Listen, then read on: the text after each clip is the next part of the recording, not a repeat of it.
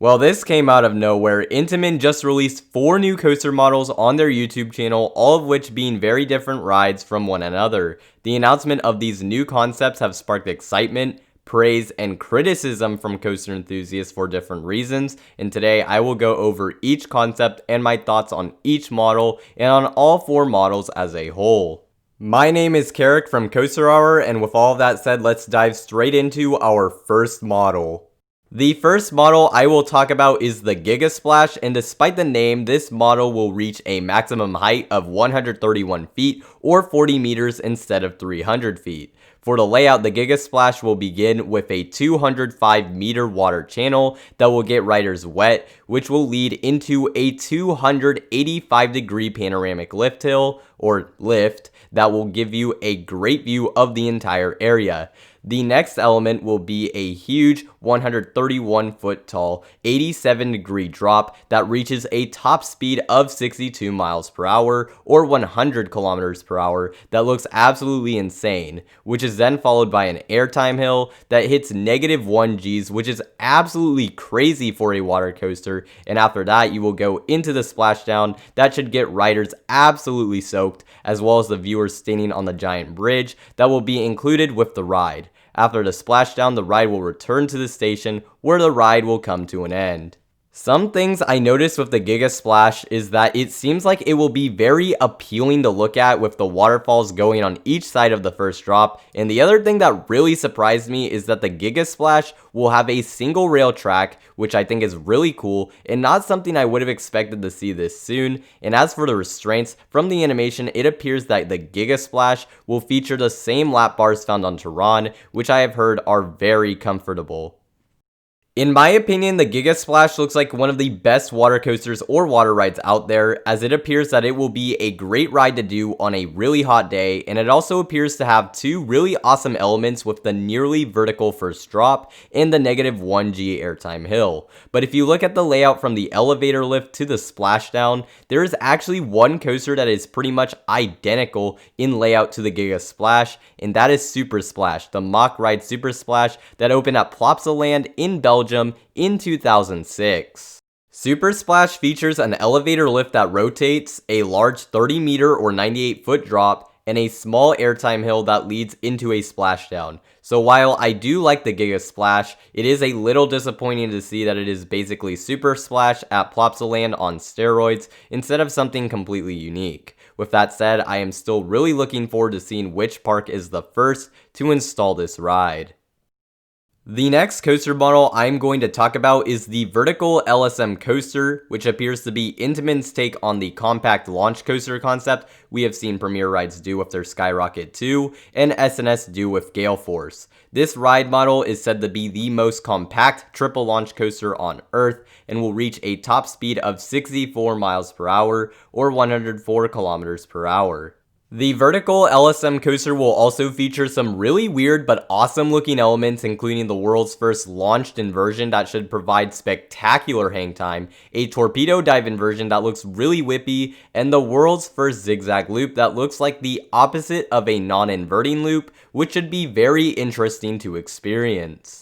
While I think the layout and the ride looks very interesting and awesome, I have a feeling that I am going to prefer the Skyrocket 2 just because I do not really see any great airtime moments on the Vertical LSM Coaster, and I think the Skyrocket 2 looks like it has the better variety of elements and forces when it comes to this type of coaster. Though I do think that the Vertical LSM Coaster will have the edge in terms of comfort, as it will have the Tehran style Intamin lap bars. With all of that said, I really hope that we can at least see a few of these Vertical LSM coasters get built at parks around the world. The third coaster model Intamin unveiled is the Ultrasplash, and to me this is by far the least interesting model of the bunch, as the Ultrasplash is basically a smaller Mack Rides Power Splash with a single rail and likely more powerful launches. The ride will feature a maximum height of 121 feet or 37 meters and a top speed of 58 miles per hour or 94 kilometers per hour. Just from the looks of the animation and with how Intamin launches usually are, I expect this model to have more forceful launches compared to the Mack Power Splash and should also feature stronger airtime.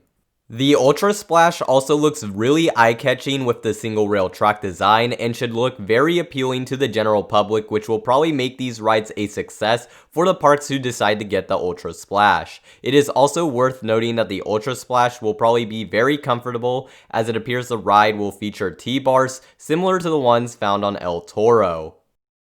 Overall, while the Ultrasplash does look like it is an improvement of the Mack Rides Power Splash model, it is very disappointing that Intamin did not add an extra airtime hill or anything in the layout to make this model stand out from its Mack Rides counterpart. I would almost go as far as to say that Intamin just stole this idea from Mack Rides, but since there is at least a major difference with the appearance and track design, I would not say that the Ultrasplash is completely copied from the Power Splash. My hope is that Intamin can add new elements to future versions of the model if they ever come to be. The last concept we have to talk about is the Hot Racer, which is Intamin's take on the single rail concept. The first Hot Racer layout variant is the Infinity, which is the world's most compact racing coaster. The Infinity layout features a corkscrew, some airtime moments, and of course a lot of racing interactions. The track length for each side is 1,082 feet long, and it appears that you have to ride on each side to ride both tracks. The Infinity, like all of the Hot Racers, will feature the Tehran style lap bars. The Infinity layout looks short but fun, and the experience that it will provide will definitely be very different from what the RMC Raptors provide, which is a good thing. The second Hot Racer layout variant is named Overdrive, and this layout looks like it will be the most intense layout of the three we know of, as there appears to be a lot of high-speed, tight transitions, and some great-looking ejector airtime hills. The most interesting element on the ride is the first ever wall ride dive, which looks like if a wave turn and a dive loop were both combined into one element. In terms of stats, we know that the ride will feature 2 launches and 542 meters of track, or 1,778 feet of track. The last Hot Racer layout variant is called Autodrome and will be a Mobius loop coaster that lasts 75 seconds. Autodrome will feature 1,019 meters of track, or 3,343 feet of track, 4 launches including 2 boosts, and 20 dueling interactions, which is the most on any coaster. The layout appears to have some nice airtime moments and interactions, but I think with what we know from this layout, it seems pretty similar to another ride that already exists. West Coast Racers. I have even seen the name West Coast Raptors come up in the comments and on Reddit posts, which is actually pretty funny, but also not really far off from what the Autodrome layout actually looks like, which is a bit disappointing considering how innovative Intamin usually is with their layouts. The layout of Autodrome still looks fun, but I feel like it could have been a little more unique. A few other things I noticed in these animation videos was that each layout in the animation had a race car theme, and the Autodrome animation even had a NASCAR logo on the ground. I wonder if Intamin, in addition to selling these rides to amusement parks, will also try to sell these coasters to raceways who may have the complex to support one of these coasters. I also noticed that there was an IAAPA logo on the ground in the Autodrome animation, and I think that this means that they will have more information about the ride at this year's IAAPA event in Asia that begins next week, and at the US IAAPA event in November if it happens, and they may also try to negotiate with parks to build this new model at those events. So for my thoughts on the Hot Racer layouts, I think they all look really fun, but the Overdrive layout is definitely the one that intrigues me the most. I also like that Intamin did not try to copy the Raptor layouts and made single rail coasters that ride very differently from those, even if they may have borrowed from West Coast Racers when it came to the Autodrome layout. Now that we have discussed the 4 coaster concepts, here's what I think of the whole package. All of these rides look great and are definitely inspired by other rides and coaster models that already exist, which in some cases is not really a bad thing. The vertical LSM coaster and Hot Racer look like coasters that are familiar in some aspects, but both should still be great, unique rides that stand very well on their own.